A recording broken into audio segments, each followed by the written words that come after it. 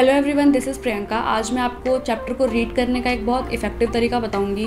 कई बार आप अपने एग्ज़ाम में जो क्वेश्चंस आते हैं उनको देखकर कंफ्यूज हो जाते हो, क्योंकि आपने चैप्टर रीड नहीं किया होता और आपको नहीं समझ आता कि वो क्वेश्चन कहाँ से आ गए, क्योंकि वो क्वेश्चंस जो हैं वो बिल्कुल चैप्टर के बीच में से आ जाते हैं।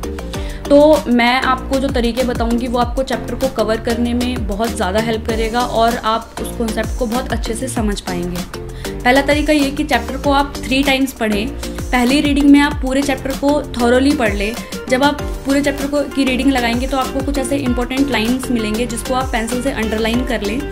और सेकंड टाइम्स जब आप रीडिंग लगाएंगे तो उन अंडरलाइंस जो अंडरलाइन किए हुए आपके पॉइंट्स होंगे आप उनको हाईलाइट कर लें, ताकि जब आप थर्ड रीडिंग लगाएंगे और आप नोट मेकिंग करेंगे तो आपको वो हाईलाइटेड पार्ट जो है वो आपकी नज़र में रहेगा और आप पूरे चैप्टर्स में से उन अंडरलाइन और हाईलाइटेड पार्ट्स को ही अपने नोट में ऐड कर पाएंगे। सेकंड तरीका ये है कि आप चैप्टर को रीडिंग करते टाइम अपने हाथ में एक डिक्शनरी और पेंसिल ज़रूर रखें, क्योंकि कई बार पूरे चैप्टर में आपको बहुत ऐसे वर्ड्स मिलते हैं जो जिसके मीनिंग आपको नहीं समझ में आते। कई बार एक वर्ड के सेम कई मीनिंग होते हैं और चैप्टर्स में न्यू वर्ड्स हमें बहुत मिलते हैं। तो डिक्शनरी से आपको हेल्प मिलेगी कि जब भी कोई ऐसे वर्ड्स आएंगे आप उसको पेंसिल से अंडरलाइन कर लें और डिक्शनरी से उस वर्ड के मीनिंग को उसी टाइम उस जगह पर लिख लें। इससे क्या होगा कि आपको आपकी जो वोकेबलरी है वो इम्प्रूव होगी, साथ ही आपको उस टॉपिक को समझ पाएंगे। थर्ड तरीका ये कि चैप्टर की रीडिंग आप मन में ना लगाएं, उसको तेज़ वॉइस में रीडिंग लगाएं।